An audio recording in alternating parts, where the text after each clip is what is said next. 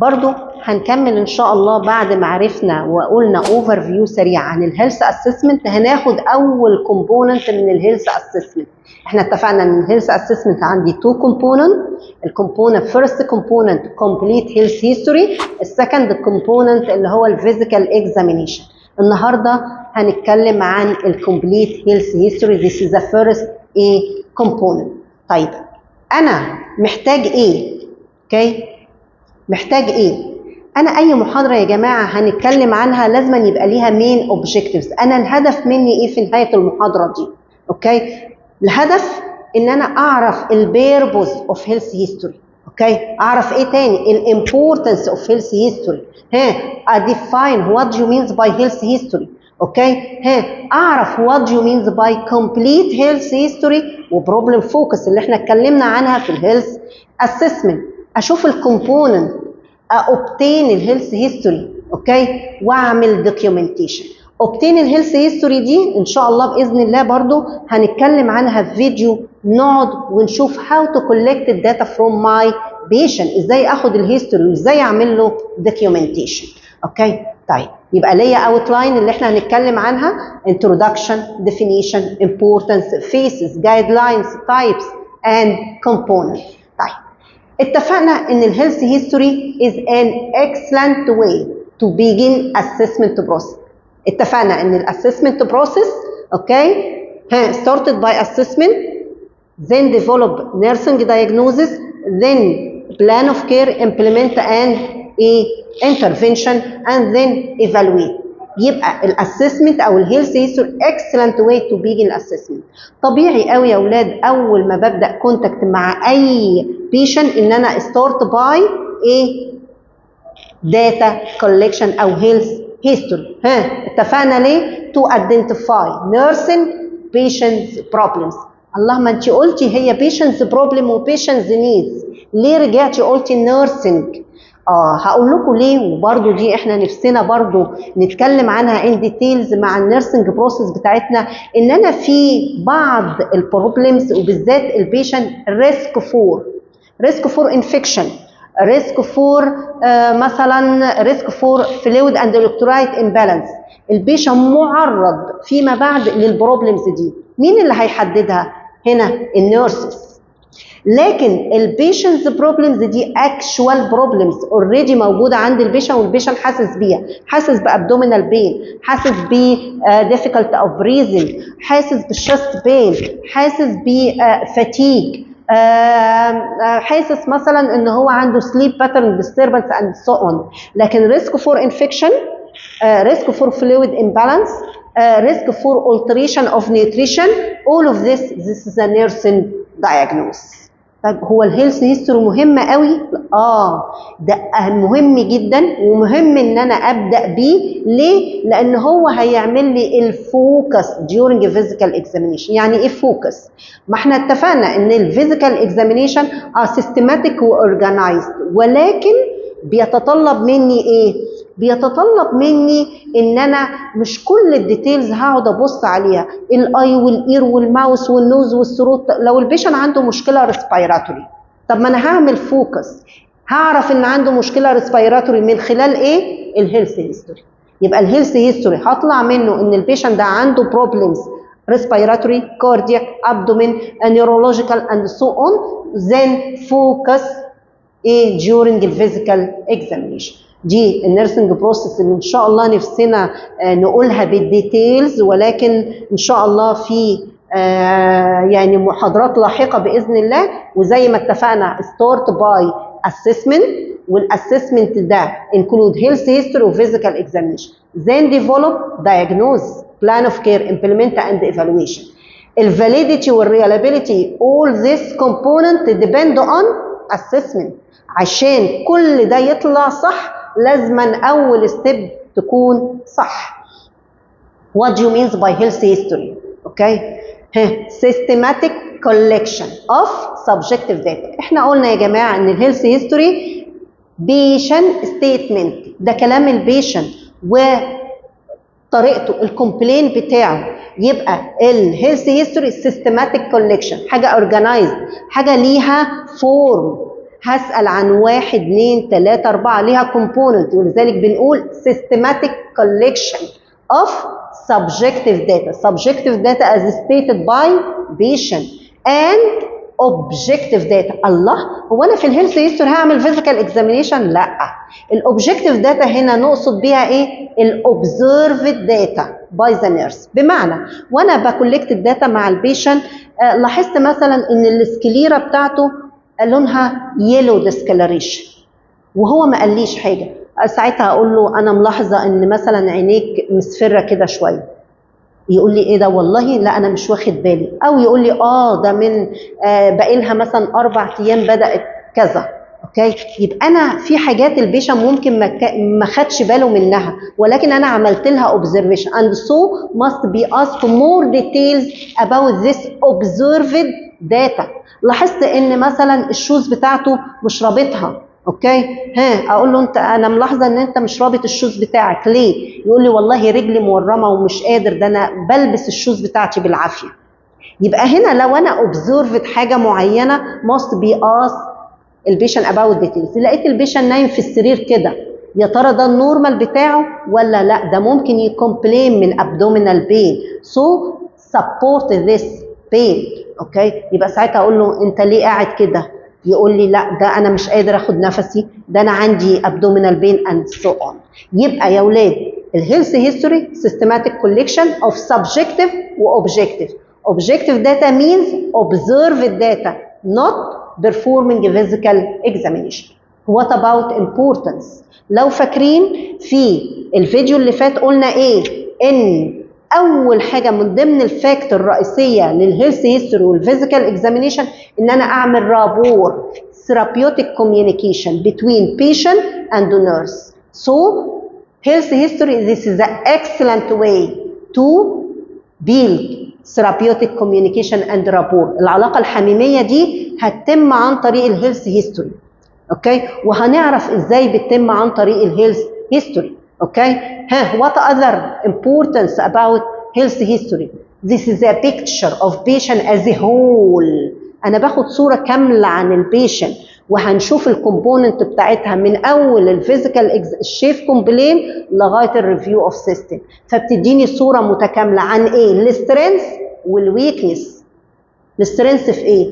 ممكن الاديوكيشن، بيشنت ويل اديوكيتد، يبقى ساعتها ده هيبقى بالنسبه لي سترينث يقدر يقرا، ولو اديته مثلا فيديو، اديته ارتكلز ممكن يقراها ويطلع الانترفنشن ريليتد تو هيز بروبلمز. اوكي، الويكنس لو لقيت ان البيشنت ده من ضمن الويكنس مثلا بتاعته ان هو مثلا not aware بالهيلثي دايت، this is a weakness. لو لقيت البيشنت ده illiterate، this is a weakness. Okay, and so on. What about other importance? Guide to which area to examine in the physical examination. Guide او زي ما اتفقنا ان هي بتديني الفوكس during physical examination. اتفقنا ان الاسسمنت او الهيلث هيستوري هي ديفلوب nursing diagnosis اللي هو البيشنتس بروبلمز او البيشنتس needs. والدايجنوزس ده بيديني ايه؟ 80% من النيرسنج دايجنوزس ايه؟ drafted from health history. يعني انا وصلت ل 80% من البيشنتس بروبلمز عن طريق الهيلث هيستوري، بقى فاضل 20% عن طريق الفيزيكال اكزامينيشن واللاب انفستيجيشن. ولذلك كانوا زمان يا اولاد الدكاتره فعلا بيقعد ويتكلم بديتيلز مع البيشن وياخد هيلث هيستوري عشان يقدر يوصل ويحط ايده هو الكومبلين ايه، هي البروبلمز ايه. وبالتالي كان اما بروح لدكتورز بيطلب طلبات بسيطه، يطلب اكس راي، يطلب لاب انفستيجيشن اند سو اون. دلوقتي الدكتورز ابص الاقيه عامل لي لسته كده طويله عريضه من اللاب انفست، كل ما يطرق على كل اللي اتعلمه بيكتبه. ليه؟ عشان هو مش قادر يبرفورم هيلث هيستوري وبرفورم فيزيكال اكزامينيشن. وات ايلس؟ ده بعد الهيلث هيستوري ووصلت للنيرسنج دايجنوز هقدر اعمل البلان اوف كير. اوكي، والبلان اوف كير بيزد على accurate safe valid health history. طيب what about faces؟ ايه المراحل اللي انا بمر بيها اوكي عشان اكولكت subjective data؟ اوكي عندي مرحله الانترفيوينج ومرحله الريكوردنج. انترفيو اقعد مع البيشن واتكلم وكولكت الداتا اوكي وبعد كده ابدا اعمل لها دوكيومنتيشن او اعمل لها ريكوردنج. هي دي منفصله عن دي؟ ما هو ما ينفعش وانت بتاخد هيستوري من البيشن اوكي تبقى مثلا قاعد عمال بتكتب اسمك سنك عنوانك. لا، ده احنا هنعرف ان في جايد لاينز during الانترفيو من ضمنها الاي كونتاكت. لازم تبقى قاعد وفيس تو فيس مع البيشن وتنتر اكت اوكي. فما ينفعش ان اعمل ريكوردنج during الانترفيو. حتى الانترفيو دي عباره عن ايه؟ ستيبس، عن فيسز. ايه الفيسز بتاع الانترفيو؟ انترودكشن. ساعتها بقول له صباح الخير، اخبار حضرتك ايه؟ انا لميا من كليه تمريض جامعه كذا، ان شاء الله هكون مع حضرتك النهارده، وان شاء الله مثلا يبقى لازما في introduction about myself and then ask about patients data اوكي. بعد كده working face، ابدا بقى اخد الديتيلز بتاعتي بكل الكومبوننت بتاع الهيلث هيستوري. طيب بعد كده لازم اعمل سمري وكونكلوجن وكلوز اب فور انترفيو. هقول له شكرا لحضرتك، بس انا برضو قبل ما انهي الحوار معاك انا عايزه برضو اعرف حضرتك ان المشاكل اللي عندك 1 2 3 4 اوكي. فده بعمل سمري كونكلوجن، ولذلك المعلومات اللي انا جمعتها must be factual not interpretive. ما تستنتجش حاجه، لا ده factual problems وبراجعها مع البيشن وباكد عليها وبفاليديت اوكي this problems with my patients اوكي. يبقى الفيسز انترفيو وريكوردنج، والانترفيو هيبقى انتروداكتوري ووركينج وسمري. وطبعا دي برضو فيها ديتيلز كتيره قوي، برضو نتمنى ان شاء الله ان احنا برضو نعمل فيديو عن الانترفيو.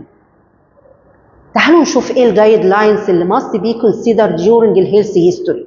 ايه الحاجات اللي must be considered during الانترفيو اوكي. انا وقاعد مع بيشن يبقى لازما ايه؟ at least المكان برايفت كومفورتابل كوايت انفايرمنت اوكي. برايفت يعني ايه؟ يعني مقفول عليا انا والبيشن عشان ما نخشش، محدش داخل خارج علينا كده اوكي، عشان يقدر يتكلم ويتكلم ان ديتيلز. كومفورتابل ما يبقاش واقف ولا انا قاعد ولا العكس، لا عشان نبقى فيس تو فيس وعلى نفس الليفل واحنا بنتكلم.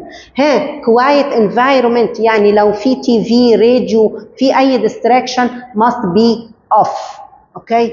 introduce yourself، لازما اقدم له اعرفه بنفسي واسك البيشنت don't forget البيشنت's نيم. ما ينفعش يا جماعه واحنا بنكولكت هيستوري كل شويه اقول له يا محمد، يقول لي لا انا احمد، يا حسين يقول لي لا انا حسن and so on، لان هو بيفقد ساعتها المصداقيه. اذا كان ناسيه اسمي هتفتكر المعلومات اللي انا قلتها لها؟ ده ممكن تروح تقول معلومات عن بيشنت تاني او العكس، فهيفقد المصداقيه. فايه don't forget او never forget البيشنت's name. الكونفيدنشياليتي دي برضو من ضمن الحاجات المهمه جدا اللي must be ايه stress with your patient. ما تخافش ما تقلقش، المعلومات اللي انت هتقولها لي انا مش هقولها لحد اوكي. greet البيشنت appropriately، وساعتها بقول له صباح الخير اخبارك ايه، انا يبقى بروفيشنال واي، ما نجيش بقى بفريندلي مانر اوكي. all of this must be considered okay during health history. What else? allow the patient to state the problems and the expectation. ادي البيشنت انت متوقع ايه بعد القعده دي ان شاء الله اوكي، او متوقع ايه من الحوار معاك اوكي. يقول لي مثلا هتعرفيني على الاقل اتعامل ازاي مع مشكلتي، هتعرفيني كذا، هتقولي لي كذا. فلازما برمت والاو البيشنت تو ستيت الاكسبكتيشن. اورينت البيشنتس ستراكشر بيربوز الاكسبكتيشن، هنبقى ماشيين ازاي، هنتكلم عن ايه اوكي. السيكونس بتاعنا هناخد تايم فريم قد ايه عشان يبقى عارف الوقت بتاعه ايه اللي مسموح Okay, what else? Understand the patient underneath mental status. وده يمكن اللي احنا قلناها يا جماعه. لو انا داخل على بيشن وهاخد مني هيستوري ولقيته متنرفز ومتضايق وراح رامي الموبايل بتاعه، لا ما تروحش، لا انا رايح اخد هيستوري ماليش دعوه باي حاجه تاني، لا اتكلم مع البيشن بتاعك وده هيبقى مدخل كويس، هيحس ان انت حاسس بيه. قول له انا شايفك متنرفز وعصبي، يا ترى في حاجه، يا ترى في مشكله عندك and so on. يبقى هو ده المدخل كمان اللي هدخل منه. يبقى understand the patient mental psychological و social status. what else about guidelines during health history? communicate and negotiate priorities. اوكي، والبايوريتيز هنا لو السايكولوجيكال بروبلمز هي المين هبدا بيها، لو الديسنيا هبدا بيها، لو متضايق عشان الاسايتس اوكي، يعني ممكن يكون في اسايتس وممكن يكون في difficult of breathing، ولكن المين بايوريتي للبيشن الاسايتس، هو متضايق ان هدومه ما بقتش على قده، ان ماشي بالمنظر ده اوكي and so on. فدي must be consider البيشن priority. what else? observe non-verbal communication، وده اللي احنا بنقول دايما عليه اوكي. هنا ايه؟ must be eye contact with your patient، عينك تكون في عينه، واخد بالك من الفيربال والنون فيربال كوميونيكيشن. ممكن وهو قاعد كده يروح عامل لك مثلا رافع حاجبه كده، ده هو مستغرب من المعلومه، ساعتها اقول له انا شايفاك مستغرب اوكي، او اعمل لي كده باستغراب. يبقى ساعتها must be asked and observe non-verbal communication. ممكن الاقي بيشن مثلا عمال بيعض على اللبس بتاعته، فدي معناها ايه؟ معناها ان هو on pain. ممكن الاقيه وهو مثلا قاعد بيكلمني راح عمل كده بايده وضغط على الحته دي، هقول له انت حاسس بالم في الحته دي. فكل ده يا اولاد بيخليني فعلا البيشن يقول ما شاء الله عليها، واخده بالها من كل حاجه، واخده بالها، فاهمه كل حاجه، واخده بالها حتى من ده انا ما اتكلمتش وحسيت ان هي حاسه بالمي. فكل ده هيعمل الرابور اللي احنا قلنا عليه. ايه تاني؟ اوكي، وهنا ساعتها النون فيربال كوميونيكيشن، البادي لانجويج، الفويس. اوكي، لو انا شايفه ان الفويس احيانا الفويس بتاع البيشن مثلا يبقى حزين متضايق اوكي، فلازم اخد بالي من الابييرنس بتاعه اوكي. وهنفرض برضو محاضره ان شاء الله للنون فيربال كوميونيكيشن بتاعتنا. must be before starting الهيلث هيستوري بالكومبوننت بتاعتها must be asked at first about the past health history. الباست هيلث هيستوري this is a very important. ده احنا دلوقتي كمان الباست هيستوري زي الدايابيتس والهايبرتنشن ما بقتش باست هيلث هيستوري، ده بقت من ضمن البايوجرافيكال داتا. بايوجرافيكال داتا يعني من ضمن الاي دي، زيه زي اسمه، لان خلاص الدايابيتس والهايبرتنشن والكرونيك إلنس بقت متزامنه مع ايه؟ مع الديزيز، متزامنه مع البيشن، مش هيقدر يتخلص منها، زي مش هيقدر يتخلص من اسمه. يعني يمكن يغير اسمه لكن مش هيقدر يغير الدايابيتس ولا الهايبرتنشن، ولكن maybe control. اوكي، ايه تاني من ضمن الجايد لاينز؟ allow البيشنت to talk in an structured manner and need to structure request information. يعني ايه structure و unstructured information؟ structure information هنا يعني معناها ايه؟ يعني معناها ان البيشنت ده ماشي بستراكشر مانر. بمعنى ايه؟ يعني انا بتكلم هنا البيشنت بقول له البايوجرافيك داتا، النيم، الايج، السكس اند سو اون اوكي، وبعد كده بكلمه عن الشيف كومبلين، وبعد كده بكلمه عن الهيستوري. بصيت لقيت وانا بتكلم عن الكومبوننت دي مثلا وبساله سؤال، بقول له مثلا الالم اللي في صدرك ده حصل لك امتى؟ يقوم تبص يقول لي ايه؟ والله امبارح كنت راجع من الشغل والست مراتي للاسف نرفزتني، اصل هي بتكلمني عن ابني وابني ده فيه مشكله اند سو اون، وبدا يخش في ديتيلز عن ابنه ان هو عاق ووحش وبينرفزه وبيزعق لاخواته وبيزعق مامته، وبدا يخش في ديتيلز. ده ايه؟ ستراكشر ولا ان ستراكشر؟ لا، ده ديفييتد عن الستراكشر مانر، خرج عن الموضوع اوكي. فلازم امينتين ذس بالانس ليه؟ لان الانستراكشر مانر ده خلى البيشن يفنتليت، يطلع الستريس والانكزايتي اللي جواه، وبالتالي بيريليف التنشن. اوكي، وده محتاجينه. ما هو ده السايكولوجيكال سبورت اللي احنا بنقول عليه، لازما تو بيرميت تايم فور بيشنت تو فنتليت. اوكي، فعشان كده ايه لازما، ولكن كيب البالانس، ما نقعدش بقى مثلا ممكن يخش في ديتيلز ويخش في حوارات تانية. اوكي، لا انا ساعتها بقى هبدا ارجعه للستراكشر مانرز. ها، always exhibit neutral position. يعني ايه neutral position؟ اوكي، يعني مثلا هو عمال بيكلمني عن ابنه وعن مشاكله وعن ما اجيش بقى انا اقول له ايه ده ابن عاق المفروض تطرده من البيت وما تقعدوش معاك. اوكي، لا. اوكي، هقول له والله هو برضه طفل لسه صغير، انت شايفه في جامعه وكل حاجه، لكن برضه البيئه اختلفت، الدنيا اختلفت، لازم نحتوي اولادنا، لازم ناخدهم تحت جناحنا زي ما بنقول، لازم احنا اللي نوجههم، ما نسيبهمش لغيرنا والاصدقاء السوء عند السوء. يبقى هنا بهديه شويه من ابنه، او مثلا لو بيتكلم وبيشتكي من زوجته ما اقولوش بصراحه لو انا منك كنت طلقتها، لا ساعتها انا محتاج فعلا اكنترول this and be keep in neutral position. what other guidelines؟ okay, clarify the patient definition. يعني ايه اللي هي التورمز اند ديسكريبتور. يعني في مره من ضمن المرات كنت بكلم بيشن بقول له قول لي ايه اللي حصل لك. راح قايل لي عباره كده يعني ما زلت اتذكرها، وانا ماشي على الرياح جيت اقلع خلجاتي لقيت الدحروج بيلف عليا. وقفت كده، يعني ايه؟ انا عارفه الرياح ده ترعه صغيره في الارياف، خلجاتي هدومي، ايه الدحروج ده؟ قلبه. اوكي، فانا مش باخد من البيشن وخلاص، لا must be clarify what you means. اوكي، ممكن انتوا كجيل لا ما يعرفش يعني ايه رياح وما يعرفش يعني ايه خلجاتي and must be clarify this. اوكي، what else؟ try to see things from patient point of view. لازم انا اشوف الحاجه من منظور البيشن. هو شايف ان الموضوع كبير وضخم، ما اقول له يا عم بقى انت مكبر الموضوع كده ليه؟ الموضوع بسيط ابسط مما تتخيل، انت ده الموضوع هايف.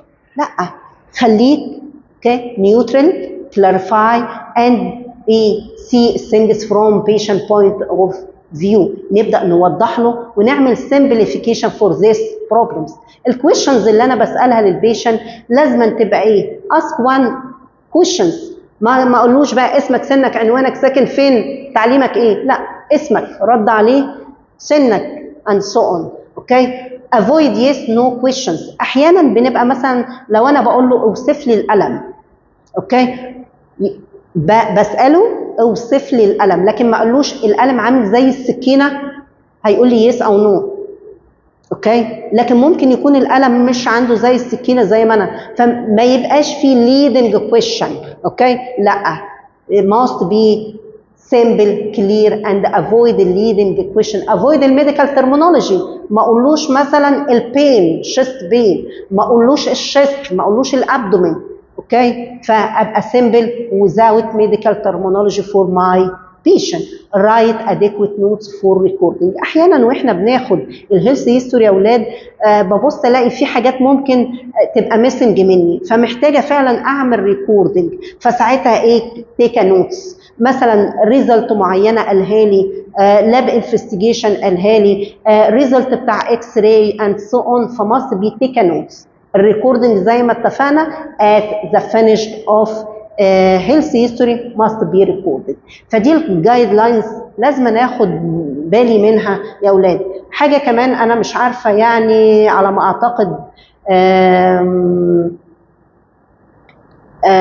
ما اعتقد ربما انا نسيت احطها في الباوربوينت بتاعي، اللي هي listening more than talk. كان لازم انا اسمع البيشنت بتاعي، دي مهمه جدا. ما اقعدش اتكلم واسال بدون ان انا permit time for patient to clarify and ask questions.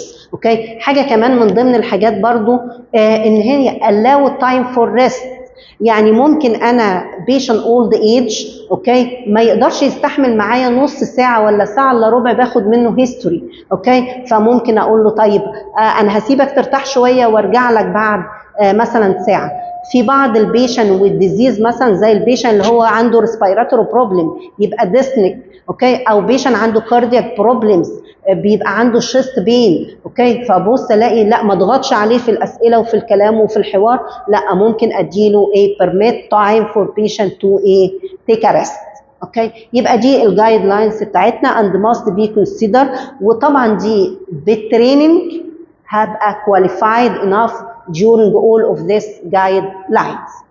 تعالوا نشوف التايبس. ما انت قلت لنا تايبس، في تايبس اوف هيلث اسسمنت اللي هي الانيشال او comprehensive، الاونجوينج او البارشال او الفوكس، والامرجنسي والبروبلم فوكس. نفس برضو التايبس هيبقى فيه كومبليت هيلث هيستوري، يعني معناها ان البيشن الحاله بتاعته ستيبل وتيك كومبليت هيلث هيستوري في الفيرست كونتاكت ويز بيشن. اول ما بكونتاكت مع البيشن هاخد كومبليت هيلث هيستوري، اوكي، وبعد كده اوكي ابدا اعمل انترفال. ده البيشن هيروح وديورنج الفولو اب هيجي لي، يبقى ساعتها هعمل فولوينج انيشال داتا بيز. بقى هساله اخبارنا يا ترى اتحسنا؟ انت كنت اخدت الدواء ده، الحاله اتحسنت؟ طيب وزنك زاد؟ طب وزنك قل؟ and so on. يبقى ساعتها في الانترفال after time lapsed ask the patient about the progression or regression. ايه تاني؟ بروبلم فوكس. واتفقنا ان البروبلم فوكس هنا انا ممكن استعملها مع الكومبليت وممكن استعملها مع الانترفال، وهنا هفوكس على specific problems according to patient's needs and condition. اوكي، وانا بعد ما خدت الكومبليت بتاعي عرفت ان المين بروبلمز ريسبيراتوري، يبقى هنا ساعتها هفوكس على الريسبيراتوري، لان احنا هنعرف ان الهيلث هيستوري ريليتد تو ايتش سيستم في كومن بروبلمز. ايه الكومن بروبلمز بتاعتي؟ ده ريسبيراتوري، يعني ممكن البيشن يكومبلين من كف، سواء دراي كف او برودكتيف كف، ممكن يكومبلين من الكف والسبيوتم، ممكن يكومبلين من سايانوزيس، ممكن يكومبلين من هوموبتيسيس فومت كف اوف بلاد، ممكن البيشنت بتاعي يكومبلين من difficulty of breathing and so on. فساعتها لازم انا ابقى عارف كويس قوي البروبلمز او الكومن بروبلمز related to each system. طيب what about component of health history؟ انا عندي 7 component. ايه هما؟ البايوجرافيكال داتا، الشيف كومبلين، الهيستوري اوف بريزنت إلنس، الباست هيستوري، الفاميلي هيلث هيستوري، اللايف ستايل، الريفيو اوف سيستم. تعالوا نمسك كل كومبوننت كده ونقول ايه المهم بالنسبه لي في الكومبوننت دي، وليه بسال على كل كومبوننت. مثلا البايوجرافيكال داتا must be asked about full name. full name يعني اسمه رباعي ومش ثلاثي بقى، لا ده انا ممكن اسال على اسم رباعي. ليه؟ عشان اقدر، ده انا ممكن احمد محمد حسن ده الاقي فيه منه 2، يبقى ساعتها انا محتاجه احمد محمد حسن عبد الله، وده احمد محمد حسن عبد الكريم. اوكي، يبقى full name to differentiate between the patients. اوكي، to identify الايدنتيتي. ليه؟ لان النيم بتاع البيشنت ده من ضمن الجايد لاينز بتاعي، اوكي، والانفايرمنتال سيفتي، ان ايدنتيفاي البيشنت كوريكتلي. ودي اللي كانت الاخطاء اللي بتحصل زمان، مثلا اثناء العمليات يبقى البيشنت رايح المفروض ابندكتومي، يعملوا له مثلا نفركتومي، الله هو ايه اللي حصل؟ ان هو ما عملش فول ايدنتيفيكيشن فور ذا بيشنت. اوكي، طيب الايدج مهم طبعا، لان how to deal with child بيديفر than adult بيديفر than geriatric persons. اوكي، وبالتالي لازم ابقى identify الايدج. يعني مثلا الطفل ممكن العب معاه، ممكن اضحك معاه، ممكن نعمل، وساعتها الهيستوري هاخده كمان من الام او الاب. اوكي، بلس الايدج مهم ليه؟ لان انا ممكن في common problems related to age. يعني الناس كل ما يعني بيحصل old age وبيحصل progress for the age، ابص الاقيه ممكن common ان يحصل لهم angina، common ان يحصل لهم stroke، common ان يحصل diabetes hypertension and so on. ففي common problems related to age. اوكي، في common problems related to sex. اوكي، بس طبعا احنا ناخد بالنا ان السكس احنا ما بنسالش عنه، ما بقولوش انت ميل ولا فيميل. اوكي، لا دي حاجه observe. don't ask about السكس، don't ask about الريليجيوس. فين الريليجيوس؟ الريليجيوس don't ask about الريليجيوس، عشان ما يحسش ان في ده بقى هي عرفت ان انا سي مثلا مسلم او كريستيان هيبقى في معامله مختلفه. لا، فانت سيبها برضو. ولكن في حته مهمه قوي الريليجيوس بتبقى مهمه، بالذات وانا بتعامل مع البيشنت، وبالذات وانا بعمل له سايكولوجيكال او ايموشنال سبورت. لازم ابقى عارف الريليجيوس بتاعه. وساعتها لو انا ما قدرتش، انا كواحد مسلم ما قدرتش اسبورت للبيشنت بتاعي، ممكن اجيب حد معين يقدر يسبورت ويجايد البيشنت in relation to religious. اوكي، الاوكيوبيشن مهم ان انا اساله عن الاوكيوبيشن، لان في many occupation may be risk factors for many disease. يعني مثلا اللو باك بين دي من ضمن الحاجات المهمه جدا بلاقيها في الناس اللي هم sedentary life، دايما قاعدين زي السواقين او الاعمال المكتبيه، الناس اللي قاعده على كمبيوتر لفترات كتيره، المحاسبين. فبلاقي في common problems اللي هي ايه؟ اللو باك بين، او ممكن الكدني ستون بلاقيها برضو مع الناس اللي هم الدرايفر او السيدنتري لايف، المحاسبين والناس اللي قاعدين على كمبيوتر، لان هم ما بيشربوش سوائل كتيره، وبالتالي بيبقى في لايبيليتي عاليه ان هم يحصل لهم ايه؟ كدني ستون. الماريتال ستيتس عشان اعرف مين اللي هيسبورت، مين اللي هيجايد، مين اللي انا هديله الانستراكشن.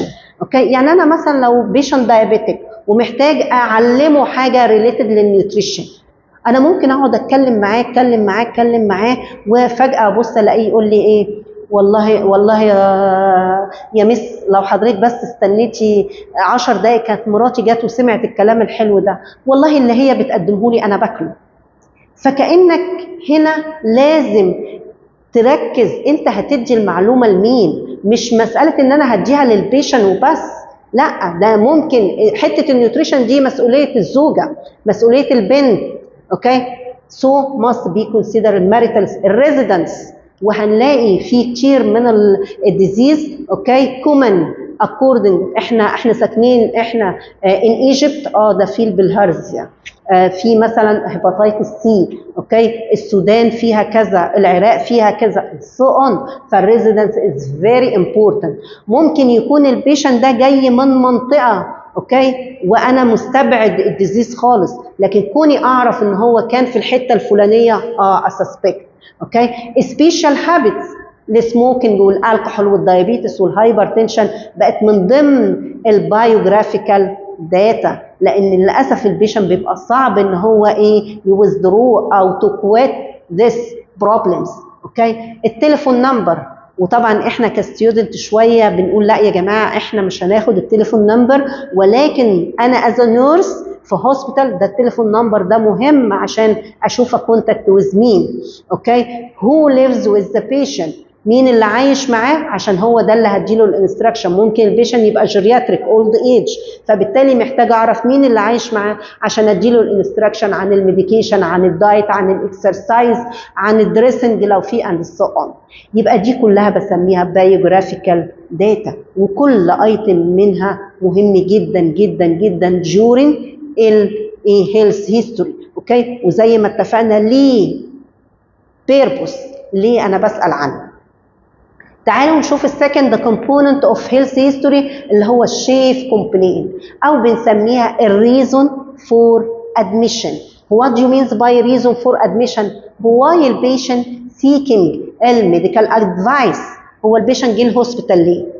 ده هو بيكومبلين مثلا من ديسنيا، بيكومبلين من شيست بين، بيكومبلين من إديما، بيكومبلين يبقى why or reasons for hospitalization. ولكن ما تقوليش ديسنيا، ما تقوليش إديما، ما تقوليش liver cirrhosis. statement in person's own word هتكتبها بنفس لفظ البيشنت. no medical terms both between common practice. ولذلك لما نفتح الفايل بتاع البيشنت في اي هوسبيتال هتلاقيه كمان الدكتورز كاتبها بالعربي، قيء دموي. اوكي، ترجيع دم، اوكي، ورم بالساقين. هو مش عارف ميديكال ترمينولوجي، ولكن الشيف كومبلين دي ليها 3 كاركتر stated in person's own word بنفس لفظ البيشنت، اوكي، in quotation mark and no medical terminology. ولذلك chest pain for 3 days، اوكي، shortness of breath، ما قلناش dyspnea، اوكي، swelling in ankles، ما قلناش edema، ما قلناش hemoptysis، نقول cough of blood، vomiting of blood، اوكي. طيب يبقى third component، يبقى الفيرست كان البايوجرافيكال داتا، السكند كان الشيف كومبلين، الثيرد كومبوننت history of present illness.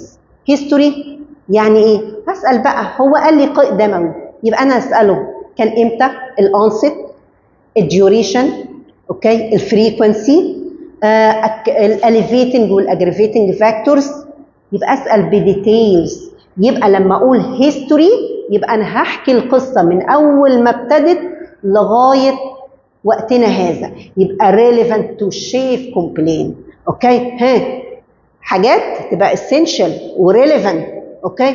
هيقول الساين والسيمبتومز، هيقول الانفستيجيشن اللي عملها، هيقول لو كان عنده دايابيتس ولا هايبرتنشن، هيقول الستوري كامله في ان كرونولوجيكال ايج بترتيب الاحداث.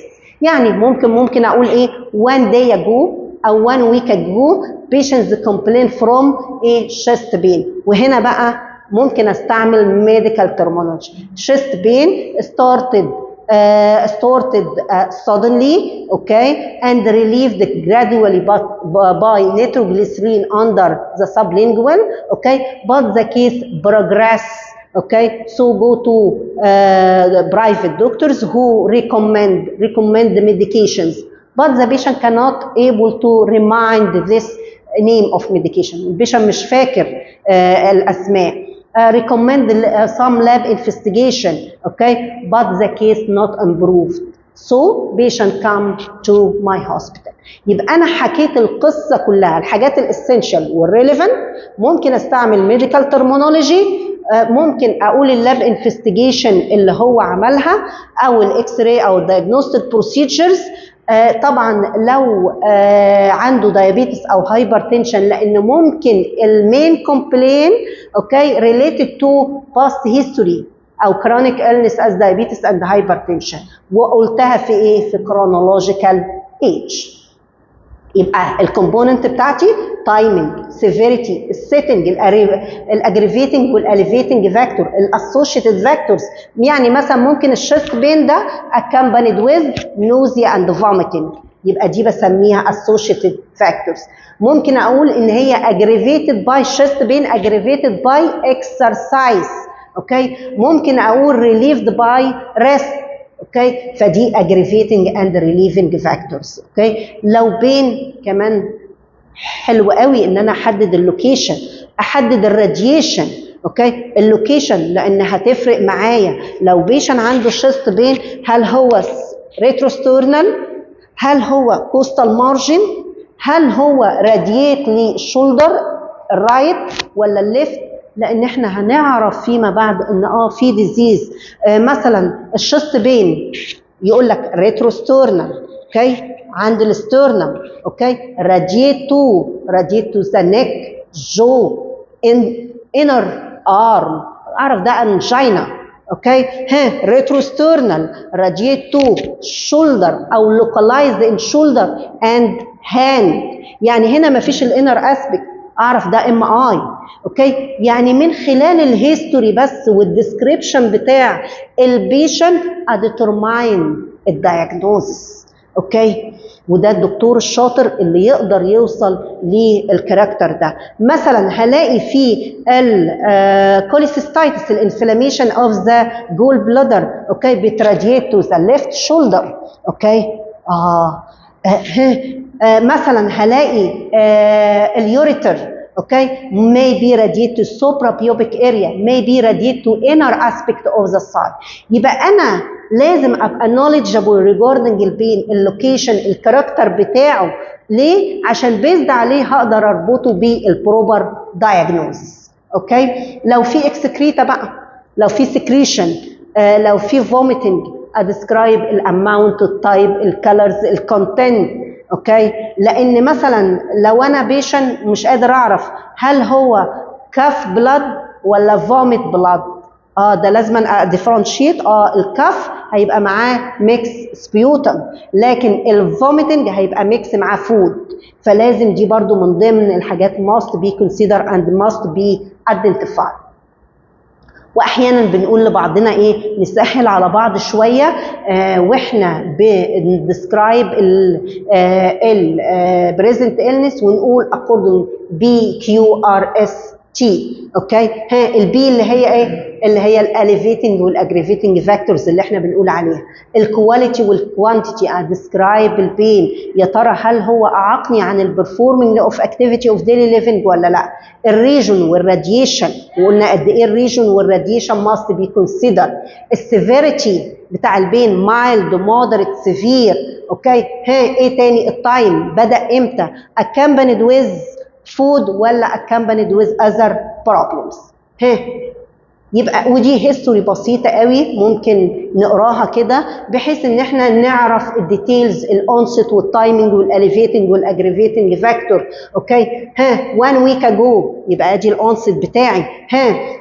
before admission the patient fell while gardening، ادي السيتنج ذكر. اوكي، cut his food. اوكي، حصل ايه؟ حصل swelling، ادي الاكامبانيد ساين وسيمبتومز. حصل ايه؟ بريسكرايب انتيبيوتيك، he does not know the name، مش عارف ايه الانتيبيوتيك. no effect on this condition، ولكن ما حصلش ايه effect، there is no improvement. حصل ايه تاني؟ البروجريشن حصل هاي فيفر وهاي ريجورز with nausea and vomiting. يبقى انا حكيت القصه من اول ما حصلت لغايه ما وصل عندي الهوسبيتال.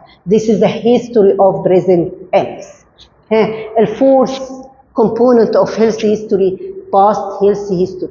past health history هنا كل الباست زي ما اتفقنا، ديزيز زي الدايابيتس والهايبرتنشن والتي بي. اوكي، اوبريشن لو عملها هقول الاوبريشن، الهوسبيتال، الديوريشن، النيم اوف اوبريشن، الدراجز لو بياخد دراجز، لو في الرجي، في هوسبيتاليزيشن، شايلد هود النس. يعني الروماتيك فيفر في الشايلد هود النس دي من ضمن الحاجات اللي بيحصل لها بروجريشن ويبدا البيشن ممكن يحصل له ايه؟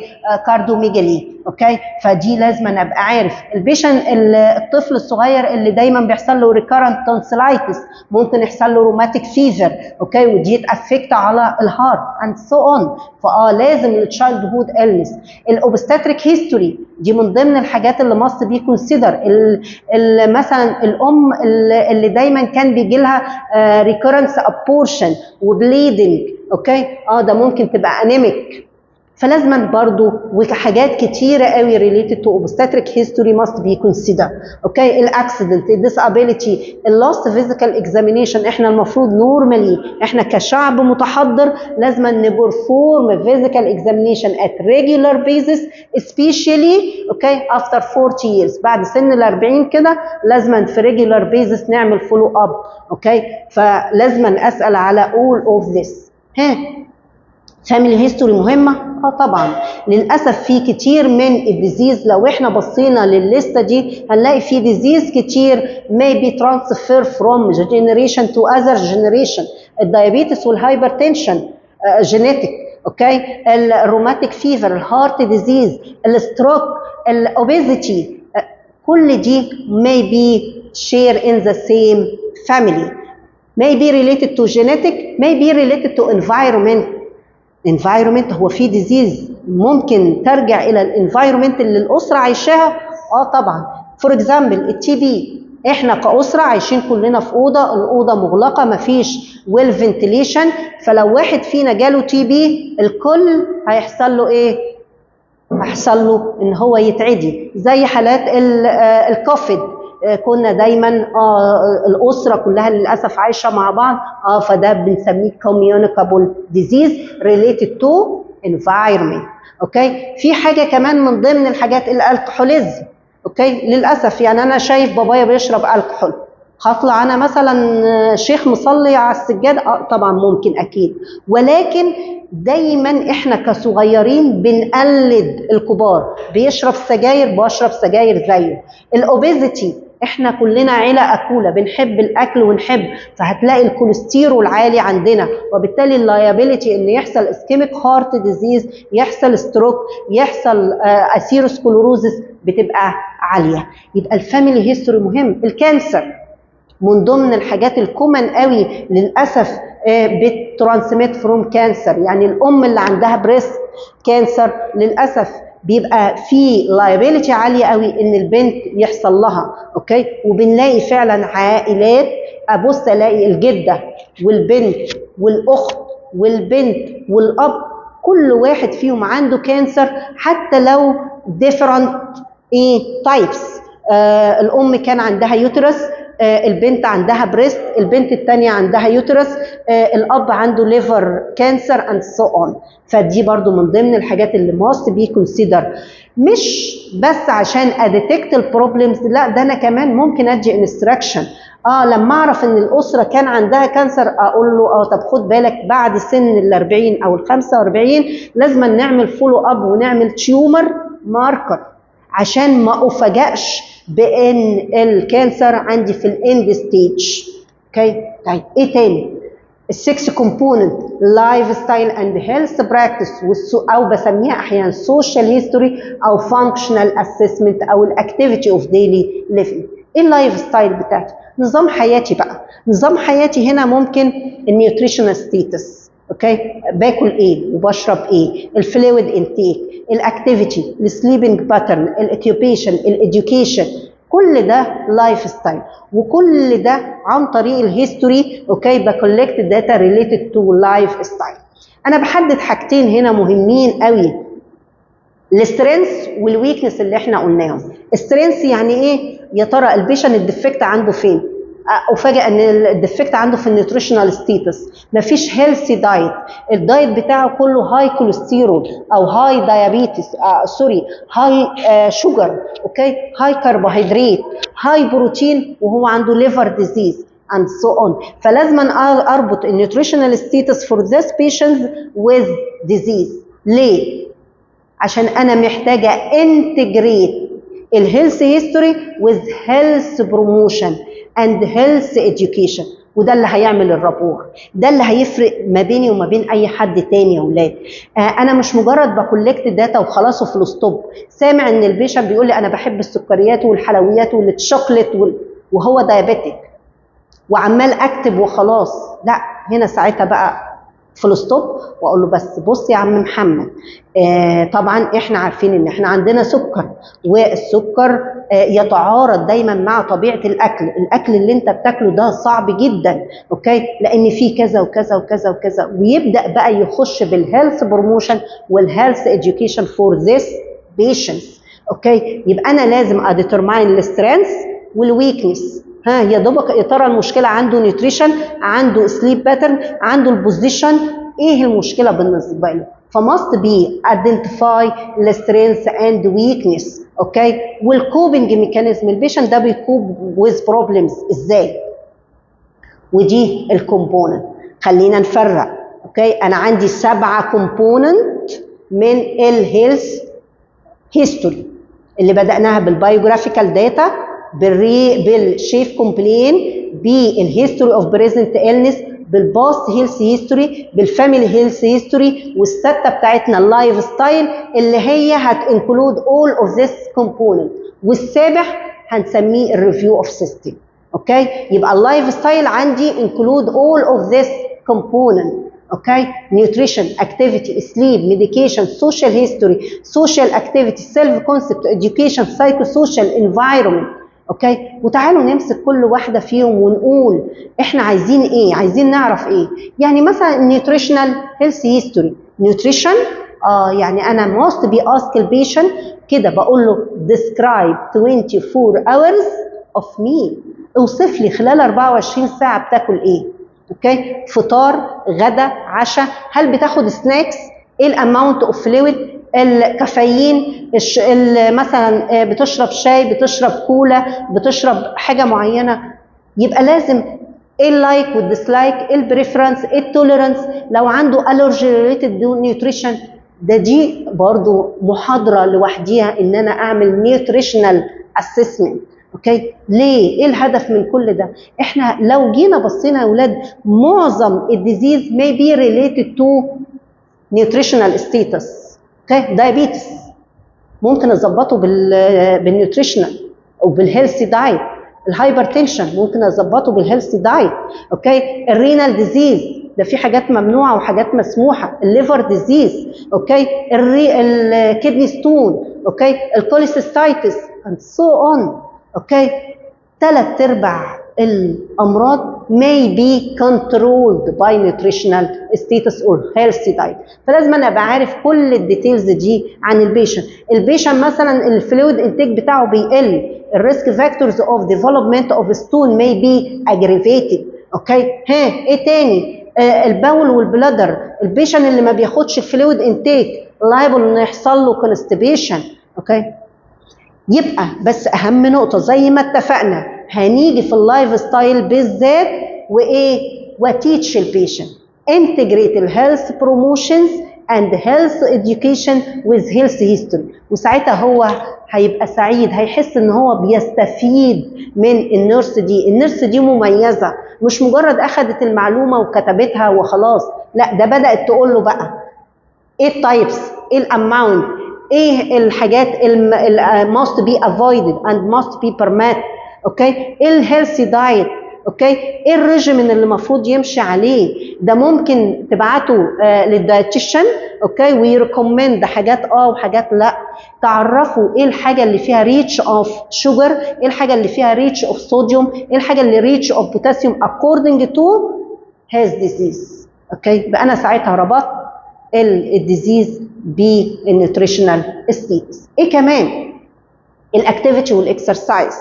اوكي، البيشنت ده بيبرفورم اكتيفيتي واكسرسايز ولا مجرد سيدنتري لايف؟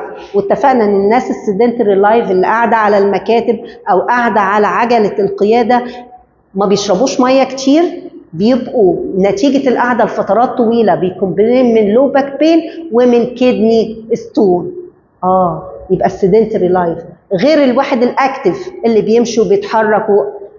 البيشنت الدايابيتك عايز اكسرسايز عشان يحرق كربوهيدرات، عشان افويد الشوجر ليفل ان هو يعلى. الناس اللي بتبرفورم ريجولار اكسرسايز دي حاجه كويسه عشان يافويد الاثيروسكلوروزس، يريجوليت الكوليسترول، يافويد الاسكيميك هارت ديزيز. يعني الناس دي مهم جدا ساعتها اقول له what about activity and exercise must be performed according to health conditions. دي حاجه كمان. ممكن واحد تاني يقول لك ايه والله انا قاعد مثلا ايه، يقول لك انا ما بعملش اكسرسايز معينه، ولكن حاجه حلوه قوي انا طبيعه شغلي على طول بتحرك، زي التمريض مثلا. اوكي، التمريض ده من طبيعه شغلهم ما بيقعدوش على طول حركه ورايح من هنا ورايح وعمال يلف، ولكن this is a stressful job. حاجه بتعمل ستريس وانكزايتي عليك، مش حاجه اكسرسايز. وبالتالي لا، دي بتعمل تنشن للماسلز. ولذلك عندي 80% من النيرسز بيكومبلين من لو باك بين related to stressful work. اوكي، other related to long standing لان هو بيقف لفترات طويله جدا. اوكي، الفارجوس فين من ضمن الحاجات الكومن among النيرسز. اوكي، وحاجات تانية ان شاء الله برضو نقولها باذن الله. اوكي، يبقى اذا ايه؟ لا، يبقى ساعتها must be teach and instruct the patients about البروبر activity. لا، طبيعه شغلك ده مش معناه ان انت خلاص بتقومي باكسرسايز. الاكسرسايز عايز open area well ventilated area and must be relaxed. يعني انا عشان اقوم واقول ان انا بمشي واتحرك لازم اكون ايه؟ open area، اكون لابس برضو سويت شورت ولابس شوز، حاجه كومفورتبل عشان اريليز التنشن. المشي والحركه والاكسرسايز السويمنج بيريليف التنشن وبيريليف الانكزايتي والستريس، وبالتالي بيريجوليت الشوجر وبيريجوليت الهايبر تنشن. السليب والريست. اوكي، لازم ابقى عارف البيشنت بتاعي هو تايمز اوف ايه سليبنج باترن بتاعته اخبارها ايه، الديوريشن اوف سليب اخبارها ايه، الناب هل بياخد قيلوله كده الساعتين بتوع الظهر ولا لا. الريتشوال مانرز، هو مثلا بيحب ياخد شاور قبل ما ينام، بيحب مثلا يشرب كوبايه لبن اند سو اون. ليه؟ لان انا ممكن كتير من البيشن عندي في الهوسبيتال يقول لي مثلا انا ما نمتش طول الليل، فلازما ask about why. اجي الاحظ ان عينيه محمره، اقول له مالك عينيك محمره ليه، انت ما نمتش بالليل ولا ايه؟ يقول لي اند سو اون. فكل الاسئله دي، وساعتها انا مش برضو لما باجي اساله على السليب باترن مش مجرد بساله وفول ستوب، لا ده انا بكمبير يا ترى اللي في سنه نورمالي انه ينام 3 ساعات او ساعتين، لا ده النورمال بتاعي مثلا من 5 ل 8 ساعات، لا ده ابنورمال، في ديفيشن في السليب اورز. راجع لايه؟ ابدا اسال واتحاور مع البيشنت عشان نوصل ان السليب والريست ده is very important to relieve and release الانكزايتي and tension. اوكي، الميديكيشن والسبستانس، بياخد ميديكيشن ولا لا، وهل الميديكيشنز دي prescribed by doctors or not prescribed. اوكي، في ميديكيشن احنا عمالين بناخد احيانا بقى بناخد حاجات انالجيسيك بدون ذكر برضو اسماء، حاجات انالجيسيك، حاجات تو ريليف البين، الاسبرين اللي على طول كل واحد فينا يعني عنده حاجه خد اسبرين اند سو اون. فالميديكيشنز اوكي، الميديكيشن كمان مش مجرد كيميكال سبستانس، الكافيين، الكولا، مثلا القهوه، الشاي، كل دي بعتبرها ايه ميديكيشنز، او احيانا بسميها اكتر دراجز، لان لو جيت فرقت ما بين الميديكيشن والدراجز، الميديكيشن بريسكرايبد باي دكتورز، اما الدراجز ايه بريسكرايبد باي ماي سيلف without prescriptions. اوكي، فلازم افرق واسك البيشنت، لان انا ممكن اكتب له دواء وممكن يكون هو بياخد ميديكيشن يحصل له انتر اكشن. اوكي، فلازم must be asked about الميديكيشن and substance. السوشيال هيستوري، هسأل في السوشيال هيستوري عن حاجتين، عن السموكينج والالكحول. اوكي، السموكينج هسأل عن ايه؟ الاماونت، الديوريشن، الانست، الباترن اوف سموكينج، هل بياخد سيلف ميد سيجاريت، شيشه اند سو اون. اوكي، لان السموكينج ده من ضمن الديزيز اللي هو للاسف بيبقى risk factor for ischemic heart disease, for stroke, for hypertension, for lung cancer. Okay, and must be considered all of this.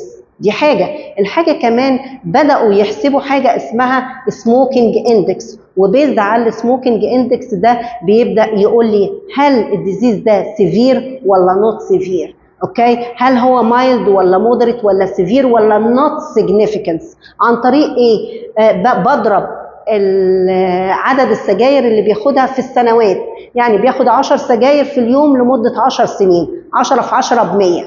بدأ يقول لك بقى فوق ال 400 هيبقى سيفير ديزيز، من 200 ل 400 هيبقى مودريت، من 100 ل 200 هيبقى مايلد.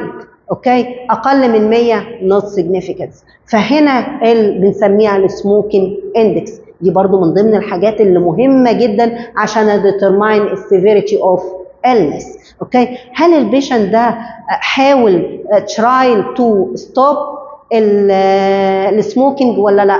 دي برضو من ضمن الحاجات اللي must be considered، لان دي ساعتها هتبقى سترينث، هو حاول بس ما وصلش، يبقى اذا هو عنده الاويرنس to stop smoking to avoid all of complication. الالكحول، ودي شويه احنا عندنا كشرقيين صعب ان احنا نسالها، بقول له بقى انت بتتعاطى حاجه، بتشرب كحوليات، لكن الى حد ما انا عارف الديزيز اللي may be related to alcohol زي الليفر سيروزس، ولكن الليفر سيروزس may be related to بالهارسيا كاحنا في ايجيبت. اوكي، فانا بستبعد السؤال ده until ان يظهر لي حاجه. ودلوقتي اليورين اناليسيز may be detect presence of alcohol، البلاد اناليسيز may be detect of this. اوكي، ولكن لو البيشن قالها لي خلاص اوكي. لكن must be instruct البيشنتس. اوكي. طبعا احنا هنلاحظ هنا ان احنا كاتبين حاجه الهيلثي والان هيلثي الكحول. هو في حاجه هيلثي وحاجه ان هيلثي؟ يعني اكتشفوا حاجه معينه، مثلا الفاميليال تريمورز، في بعض العائلات بتبص تلاقيها بيجي لها فاين تريمورز. الفاين تريمورز دي may be relieved by a small amount of alcohol. بس احنا طبعا كشرقيين ديننا بجميع الاديان بيمنع الالكحول، ولكن لكن في medications may be control this familial tremors. والان هيلثي ان انا باخد كميه كبيره من الالكحول اللي هو بيأفكت، يعمل لي ليفر سيروزس، يعمل لي اسكيميك هارت ديزيز، يعمل لي سيريبرو فاسكولار ستروك. السوشيال اكتيفيتيز، وهنا السوشيال اكتيفيتيز الاوتلت، المخرج بتاعي، how to ventilate, how to relieve الستريس والانكزايتي. اخرج بره اسرتي شويه واتعايش مع الكوميونتي، بروح اقعد مع القهوه مع اصحابي، اوكي، بنلعب بلياردو، مثلا نقعد نتكلم في حاجه معينه، بروح ازور اهلي اصحابي and so on.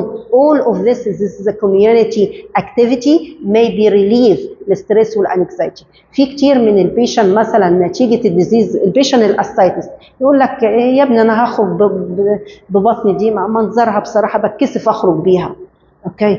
ولذلك البيشن ده لايبل انه يحصل له ايه؟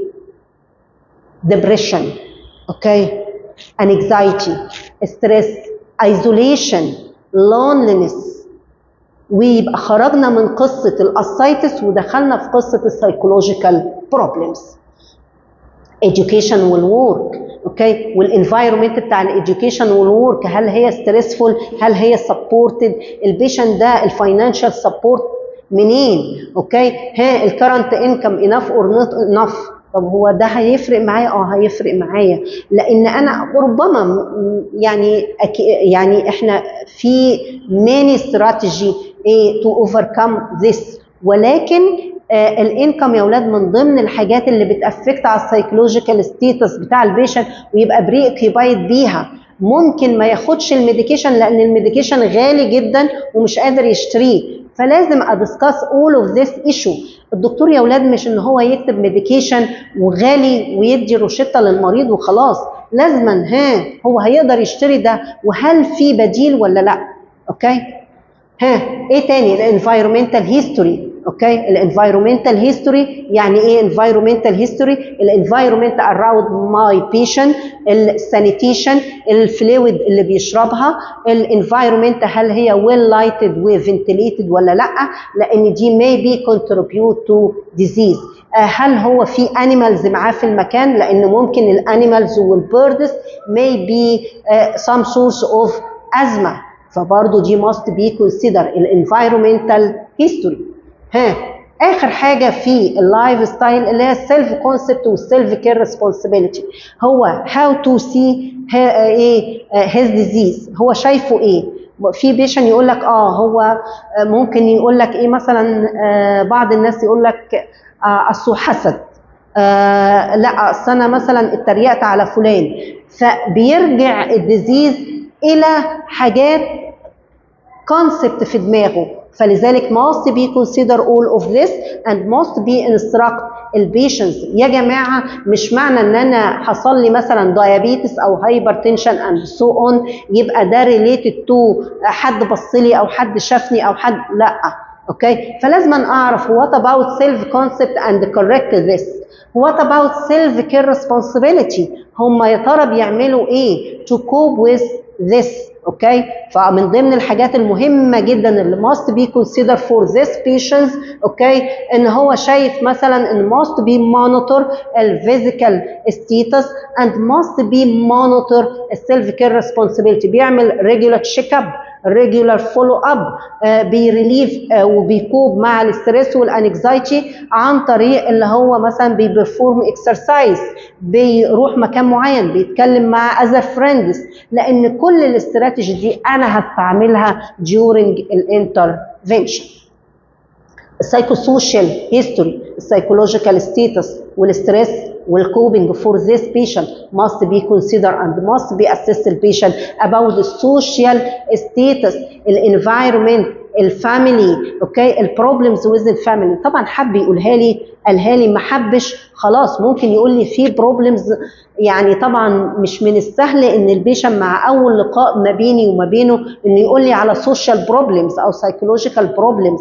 لما يرتاح لي ويحس ان انا يعني بروفيشنال نيرس وعندي awareness وممكن افيده، ساعتها هيبدا يفنتليت and talk about social or psychological problems. وساعتها لازم must be asked about the coping style و how to cope with this problems.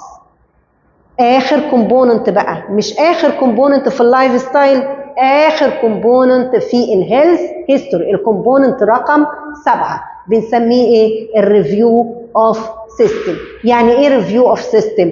ابدا بقى اسال البيشن على كل سيستم، على الاي، على الاير، على الماوس، على النوز، على الثروت، all of common health problem related to system must be asked. الله، يعني انت هتبداي بقى تعملي physical examination؟ لا. This is a include only patient subjective information and not examiner examination. انا لسه يا جماعه ما قربتش من البيشنت، انا just باسك البيشنتس about each system.